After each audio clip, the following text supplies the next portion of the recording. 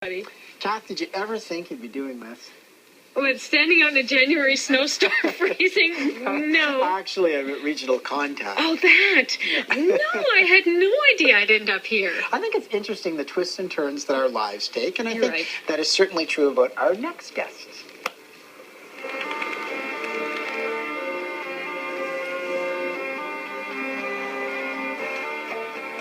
Well, they hail from different continents, but the couple you're about to meet actually met here in the quaint Ottawa Valley village of Merrickville.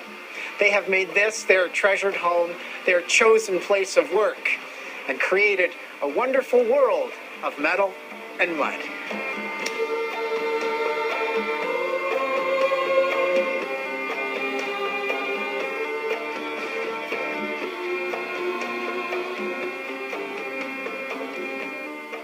It's called Metal and Mud. I'm the metal, he's the mud.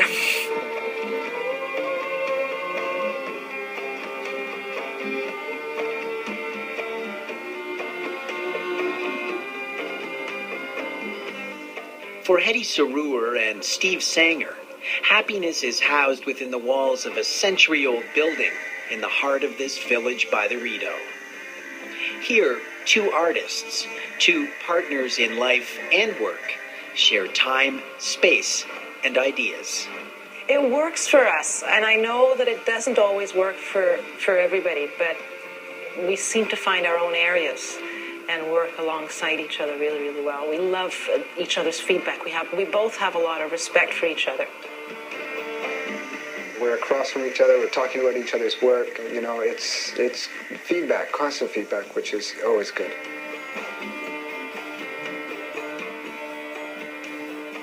Steve's medium is clay. I discovered clay when I was about 15 years old in high school, and I've never looked back since. Heddy's art is metal. I call them wearable doodles because that's what they are. For a lot of the time, that's how a design comes about. I sit down and I doodle, and every once in a while I look down at the paper and whoa, I like that. Steve's work is Very functional. I want to make it for people to use. while Heddy's, Whimsical. It's a little off the wall. There's a lot of whimsy, a lot of humor. their art forms are unique yet complementary. Like them, really. Heddy's from Egypt, Steve from Peterborough.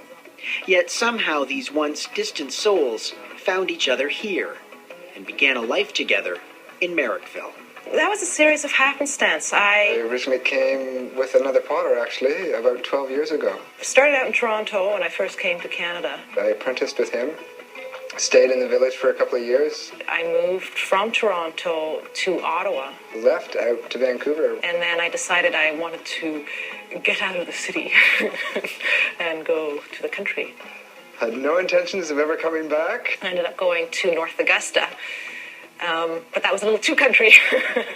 The saying was once said to me, Magneticville, and I ended up back here. So I moved back into a community, somewhere where there was a store. And that was Merrickville. So I met my wife. And then he ended up looking for a place to stay. I needed to find a boarder at that time, and I figured, better somebody that everybody else seems to know. All the people I know him, so he's kind of safe. And he just never moved out. And that's what we did. We set up shop. What sort of drew you to this town? What drew you back here?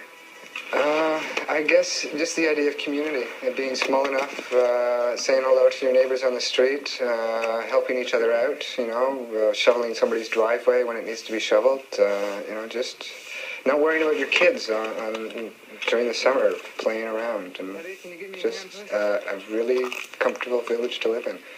We were hosting a show last year called 1001 Pots, and we needed to do a tremendous amount of work to this building. And the number of people in this village who came and gave us 3, 4, 5 days of their time, it was just phenomenal. It was incredible. A lot of heart here. Yeah. Inside the rustic building that houses their studios and showroom, Steve and Heddy work daily, creating metal and mud objects of lasting beauty. I make everything from mugs to teapots to casseroles. I don't want somebody to buy it and put it up on a shelf. So I try and get it so that it's very functional, make sure that the handles are going to be a problem, that aren't going to break. I look for glaze fit, so nothing's going to crack when it's put into the oven or you pour hot coffee into it. How it fits and holds in your hand, how it's going to be used in everyday life.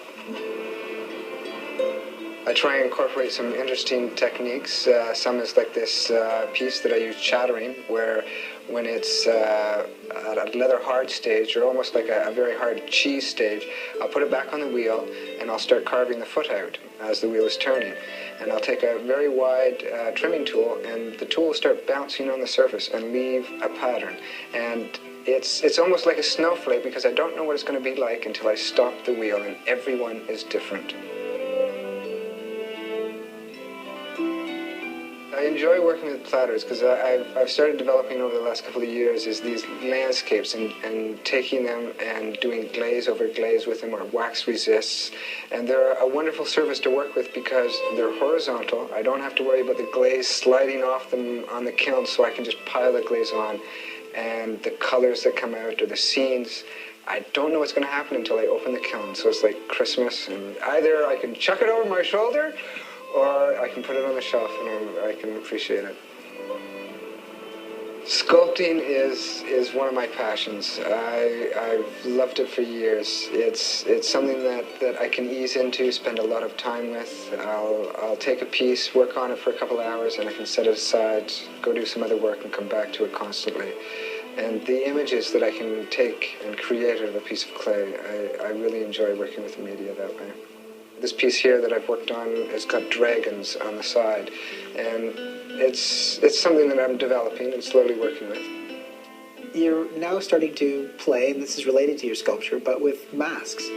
I'm trying to branch out, trying to find new things again, get that excitement, that childhood excitement again that I had many years ago when I first started with clay. And I'm finding it again in sculpture and finding new medias that I would love to work with. And working with masks or latex and developing that is an area I'd like to explore. I grew up around art galleries, so I was influenced both by the art, the modern art of Egypt, and also to some extent the ancient motifs. Perhaps not the traditional ancient motifs, but there are, again, the animals that were depicted in ancient Egypt. Animals, flowers, trees. We had taken a trip out to Peterborough, Steve's old stomping ground, and we went to the petroglyphs, and out of that came several pairs of earrings. So it's what I see around me, and what I there's so much in Canada that's different for me, so I see it differently. I think I notice it more, maybe.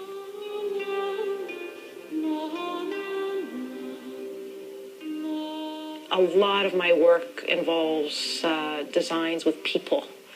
I just love the human form. I love the female figure, always exaggerated. So my women are very well endowed in every way. I love that we are such incredibly beautiful creatures. The women dancing are called celebration. And I hope that that's what comes through, that when you put it on, you're going to feel good about you and about life in general. I've got one of a sort of a leaping woman, and for me that's joy. She's really happy. And it's fair to say your jewelry is joyful. It's fun. Yeah.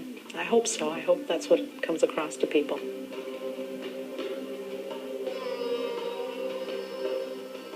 Everything I do is pretty much done by hand, so I like to do a lot of pierce work, which is what I first learned how to do. And for the longest time, I stuck to that like glue because I knew how to do it. Over the years, I've learned so much, so many new techniques. I do a particular technique that I really enjoy doing. It's called reticulations, where I take a piece of silver and I heat it up several times to build up a skin of pure silver on top. And then I come in with a very sharp flame and I start to get that top layer to begin to move, and then take the flame away so it sort of crinkles up the metal. And you can do it with silver, you can do it with gold. And then what I'll do is I'll take it, turn it upside down, put my design on it, and cut out the design so that usually I do brooches out of it. So if the finished brooch, you put it up against any kind of any piece of clothing, what you're going to get is the fabric showing through within the design and sort of enhancing the design, if you like.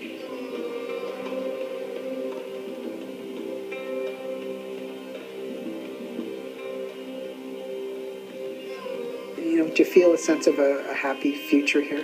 Yeah, as long as we're growing, I think we'll both be happy. It's that growth thing that's very, very important for both of us, both artistically as well as financially. Sure. I definitely will be making pots and sculptures as long as I possibly can.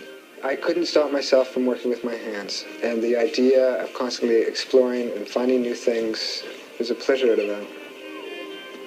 We just love it. I'd have a hard time moving away.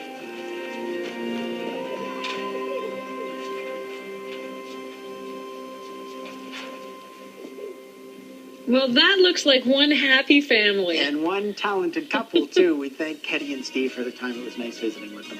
Don't go away. Regional Contact will be right back.